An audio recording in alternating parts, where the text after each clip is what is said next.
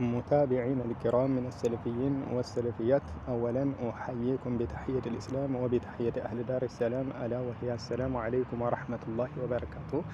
كزاريو عندت رأسي إن شاء الله يما استوسي ونال السؤال من دنج أيها الزوج رفقا بزوجتك يملونال مالسنو أنت بالهوي لمستهل سلاسانا يمتراره هون اللات بملي هونال ይህንንም ደግሞ ሰምተን ከሚታዘዙ ባሮቹ አላህ ሱብሓነሁ ወተዓላ ያድርገን።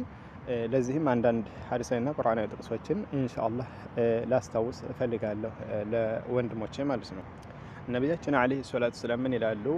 ኢስተውሱ ቢንኒሳኢ ኸይራ፣ በሴቶች ጉዳይ ማለት ነው በመልካሙ አደራ ተባባሉ። ይዘን አደራ አንዳንዱን ይዘዝ ያኒ ሴቶችን እነሱን በመልካሙ በረህራህ መልኩ ለስለስ ባለ መልኩ መያዝን መንከባከብን አስመልክቶ ማለት ነው። ለምን فإنهن ምክንያቱም እነሱ ሴቶች እኮ ኹሊቅና ተፈጥረዋልና ሚን ዲላዒን ያኒ ከጎድን አጥንት ነው የተፈጠሩት ማለት ነው። ወኢነ አዕወጀ ሸይء ፊ الضلع ወኢነ አዕወጀ ይበልጥ ደግሞ ዘንበል ያለው ሸይء ነገር እኮ ፊ الضلع ከተባለው ማለት ነው የጎድን አጥንት አዕላሁ የላይኛው ጫፉ ነው አሉ።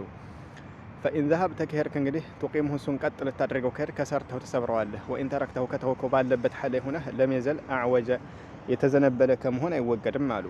فاستوصوا بالنساء خيرا አሉ። رواه البخاري ومسلم ከአቢ ሁረይራ ተይዞ የተወራ ሐዲስ ማለት ነው። መርሐባ እዚህ ጋር እንግዲህ ነብያችን አለይሂ ሰላቱ ሰላም ይሄ እንግዲህ ዲላዒን የሚሉት ውስጥ ላይ ያለ የጎድን አጥንት ብለው የሚጠሩት ነው እና ከተፈጥሮ አኳያ ዘንበል ያለው ውስጥ የሰውነት ክፍላችን ውስጥ ዘንበል ያለ ነው። ጫፉ ላይ ላስየማ ጫፉ ላይ ዘንበል ያለ ነው እና የሴትም ልጅ አፈጣጠሯ ከሐዋ ስንወስድ ለምሳሌ አፈጣጠሯ ከአደም ጎን ከዚህ ጎን በስተኩል ነው የተፈጠረችው ማለት ነው። እና በዚህ ሐል ላይ መልእክተኛው አለይሂ ሰላቱ ሰላም እዚህ ጋር የፈለጉበት ታዲያ ይላሉ ዑለሞች ተነሰጡ። ልክ ይሄ የጎድን አጥንት የሚሉት እሱን ማለት ነው የግዴታ ስትሬት እንዲቆም እናስተካክላል ብለን ብንል እንሰብረዋለን። ለምሳሌ አጥንቱ ይሰበራል እንጂ ፈጽሞ በተፈጥሮ ካልተው ነው አይ የግዴታ መስተካከል ብለን ቀጥ እናደርጋል ካልነ ስብር ነው የሚለው። ሴትም ልጅ ከዛሊክ ናት እያሉ ነው ምሳሌዋ። ሴት ልጅ በተፈጥሮዋ ኢዘን ሙሉ በሙሉ አንተ በፈለከው መልኩ ጸቢዋን ቀይሬ ላስተካክል ብትል ትሰብራታለህ ሲባል ኢዘን ጦላቅ ነው የተፈለገ ይላሉ። መለያየት መጨረሻ ትለያያላችሁ እንጂ ፈጽሞ ሙሉ በሙሉ 100% አንተ ባልከው ላኮን ትችላለች። እና ሊዛ ነው ሴቶች ላይ አደራ ያሉት ማለት ነው። ለምን ይሄ ሴትን የሚያስወግዝ አይደለም። ይሄ ለምን ተፈጥሯዊ ጉዳይ ነው እና حتى الشيخ الامام ابن باز رحمه الله ሚስቱ የምትጮህበት አካል አስመልክቶ እንደት ነው ምን ያድርጋት ሲሉ አይ ሶብር ያድርግ ይላሉ። እሷን ብቻ አትመለከቱ። አንተም እኮ አንዳንዴ ስትቆጣ ብዙ ነገራቶችን ትላታለህ እሷ ላይ። ይዘን የሷን ብቻ ሳይሆን ያንተም ይታይ አንተም የምታጠፋው ጥፋት መታየት አለበትና ሶብር ያስፈልጋል ይላሉ። ላኪን ሴት ልጅ ሶብር ማድረግና ለባሏም ጥሩ ውለታ መዋል እንዳለባት ግልጽ ነው። ላኪን ይህም ከመሆኑ ጋር ግን ዱንያ በመቶ አኮነምና አንዳንድ ጊዜ ደግሞ የሆነ ስሜታዊ የሆነ ነገር በምታደርግ ሰዓት ባልቸኩሎ እኔ ባልኩት 100% ካልተገኘች ብሎ ሙጥኝ ማለት የለበትም። በዛ ሐለ ለምን ወደ መስበር ከዳልና ማለት ነው። መርሐባ አሁንም ከዚሁ ጋር በተያያዘ አሁን ከሐዲስ የወሰድነው እንግዲህ ባል ለሚስቱ በረህራሄ በተሞላበት መልኩ ሊይዛት እንደሚገባ ልክ አጥንት ለምሳሌ ወልገዳ አጥንት የግዴታ እሱን ቀጥ እናደርጋለን ብለን ከተፈጥሮ ቀይረን ቀጥ ባለ መልኩ እናደርጋለን ካልን እንደምንሰብረው ሁሉ ሴትንም ልጅ ከተፈጥሮዋ ወንድም ተሸክሞት የሚያልፈውን ነገር እሷ ላይ ተሸክመው ትችላለች። ለምሳሌ ከተፈጥሮ አንገል ከጸባዩ ማለት ነው ያን 100% እኔ ባልኩት አደርጋለሁ ካለ ሰብሮ ይጥላታል ማለት ሂስ ይሳየው ማዕናዊ ማለት ነው። በማዕና ወደ ፍችና ወደ መለያየት ያደርሳቸዋል ማለት ነው። እና ለዘብተኛ ሊሆን ወንዱ ይገባዋል። ለሴማ ይሄ ጉዳዩ ዱንያ ጉዳይ ከሆነ የሚያጋጫቸው ማለት ነው። አማ በድን ጉዳይ ለምሳሌ በሽርክ በቢድዓ ግጭት ካለባቸው ከተስተካከለች ተስተካከላለች፣ ካልሆነ መለያየት ዋጅብ ነው። እንደውም በዚህ ሐል ላይ ማለት ነው በድል ላይ ድርድር የለም። ላኪን ዱንያ ጉዳይ ከሆነ ይዘንበለዘብታ መልኩ ሊይዛት ይገባል ነው። ወከዛ እዚህ ቁርአን ያለ እንደምንመለከተው ሱረቱል ሙጠፊፊን ላይ አላሁ ሱብሓነሁ ወተዓላ ምን ይላል? ወይሉል ሊልሙጠፊፊን እንግዲህ ለሰላቢዎች፣ ለአምታቾች፣ ለቀጣፊዎች ወዮላቸው አለ አላህ። እነዚህ እነማን ናቸው? አለዚነ እነዚያ ኢዘክታሉ እንግዲህ ባሰፈሩ ጊዜ አለናሲ በሰዎች ላይ የስተውፉን ሐቃቸውን የሚያስሞሉ የሆኑት እንግዲህ ሆነ ግዢ ላይ የሆነ እቃ ሲገዙ የራሳቸው ሐቅ ሲመዘን ሞልታችሁ ስፈሩ እያሉ የሚያሰፍሩ ወኢዛ ካሉሁም እነሱ ለሌሎች ደግሞ ሊሸጡ በሰፈሩና አወዘኑም ወይ በመዘኑላቸው ጊዜ ዩኽሲሩን የሚያጎድሉ ለሆኑት ወዮላቸው። አለየዙኑ ኡላኢከ አነሁም መብዑቱን እነዚህ አካላቶች እንደው የሚቀሰቀሱ መሆናቸውን አያስቡምን? ይላል አላህ። አያረጋግጡምን? አያስቡምን? ነገ አላህ ፊትም እንደሚቆሙ ለፍርድ እንደሚቀርቡ አያስቡምን? ይላል። እዚህ ጋር የተፈለገበት ታዲያ መሐል ሻሂዱ ምንድነው? አሸይኽ ኢብኑ ዑሰይሚን ረሂመሁላህ ይህን የቁርአን ያስመልክተው ሲፈስሩ ምን ይላሉ? ይህ ንግድና ላይ ብቻ የሚያቋጭ እንዳይመስላችሁ ይላሉ። ላሲየማ አሁን ዘመን ላይ ባሎችንም አስመልክቶ ይህ አህካም እነሱ ጋር ይያዝባቸዋል ይላሉ። ለምሳሌ ብዙ ባሎች እንደሚታወቀው ከሚስቱ እሱ የሚፈልገውን ሐቁን አስሞሊ በቃ አንጭ ብሎ ሙጥኝ ልባታል።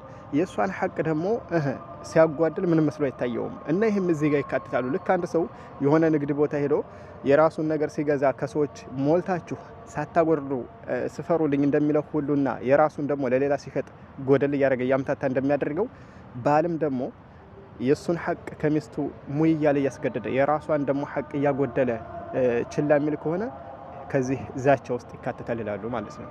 መርሐባ። ምክንያቱም እንደምታውቀው የቁርአንያ ለፍዙ ለሆነ ጉዳይ የወረደ ቢሆንም ግን ማዕናው ዑሙም የሚሆንበት ሁኔታ አለና ማለት ነው። እና አንተ ባል ሆይ ማለት ነው ላሲየማ ኒቃቢስቷ የሱናዋ ንግስት እመቤት ማለት ነው አንተ ሰለፍይ ነህ ብላ የሱና ሰው ነው ብላ ቀርባ በድንም በዱንያም ጥሩ አድርጎ ይዘኛል ብላ ቀርባ አንተ በዛ አክስ ሆኖ መገኘት ለሷ ብቻ ሳይሆን ከሷ በኋላ ትዳር ለሚያስቡትም ትልቅ ምንድነው ጸር ነው የምትሆነው ማለት ነው። ሐቂቀተን ከነው ጀምሮ ጸር እንሆናል ማለት ነው። ለሚስቶቻችን ያገባም እንግዲህ ለሚስቱ በጥሩ መልኩ የማይንከባከባ ከሆነ ሀታ ያለገባም ራሱ የሱና እህቶችን ማለት ነው በመጥፎ አይነት እይታና በትችታ በተለያየ ነገር የሚሰነዘርባቸው ከሆነ ወደ ታች ላሉትም አለ አይደለ ትዳር ላሰቡትም ራሱ እንደዚህ አይነት ወንድ ነው እንደ የሱና ሰዎች እንደዚህ ናቸው ብለው እንዲሸሹ ከሚያስደርግ ባህሪ ነው ማለት ነውና ያኔ በዚህ ጉዳይ ላይ ተርክዝ ልናደርግ ይገባል ማለት ነው። ሴቶች እንደ ወንዶች አይደሉም። ወንድ እሺ ብዙ ነገራቶችን መሸቃል ሊሸከም ይችላል። ግን ሴት ከተፈጥሮ አንፃር ይሄ ደግሞ በሷ ላይ ጉዘት አይደለም ወይ የሷ ጉድለት አይደለም። ከተፈጥሮ አንፃር ሴት ልጅ ወንድ የሚሸከመው መሸቃል አትሸከምም እሷ እና ሴቶችን ልክ እንደ ወንድ እኩል አድርገን አነሳላቸው ማለት ነው። በአንዳንድ ኸጧ ላይ ላሲየማ ሙላሐዛ ስንሰጣቸው የሚመለሱ በሆኑ ጉዳይ ላይ ሽዳነትና የሆነ እነሱን ተጧሩፍ በሆነ መልኩ እነሱ ላይ ضغط ማድረግ የለብንም ማለት ነው። ኢዘን ለምን ከተባለ እሷ 100% አደርጋለሁ ብሎ ሰውየው ከቆመ ሰብሮ መጣል ነውና እሷም ማለት ነው ሰብሮ ይጥላታል ማለት ቢማዕና ይለያያሉ ወይ ደግሞ ይጣላሉ ከሱ እንድትርቅ ያደርጋታልና ማለት ነው። መርሐባ ይቺ እንደው እንደ ናሙና ነች በባልና በሚስት ጉዳዮች ከሚከሰቱ ሐሊየን ላሲየማ ሴቶች ላይ በደል ስለሚበዛ ነው። ሐቂቀተን ዋቂው ያው የሚታየው ነገር ስለሆነ ማለት ነው።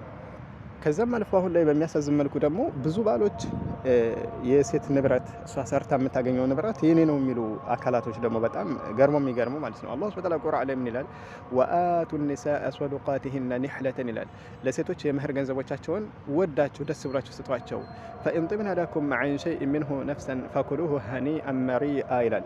ላኪን እነሱ በፍላጎታቸው ደስ ብሏቸው ከሰጧችሁ ከንብረታቸው ማለት ነው መልካምና ጥሩ የተመሰገነ ሲሆን ብሉ ተጠቀሙት ይላል አላህ። ኢዘን ሴት ልጅ ንብረቷ የሷ ነው።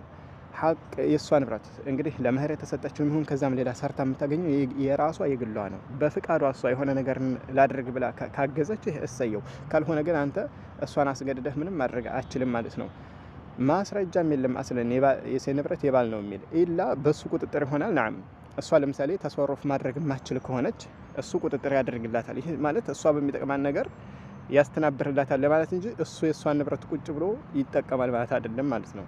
እና በዚህ ጉዳይ ላይ የዑለሞችን እይታ ማየት ይጠበቅባቸዋል ማለት ነው። መርሐባ። በቀጣይ የምንቀጥል ይሆናል ደግሞ እንደዚህ አይነት ትምህርታዊ የሆኑ ጉዳዮችን አስመልክቶ ማለት ነው። አሰላሙ አለይኩም ወራህመቱላሂ ወበረካቱ።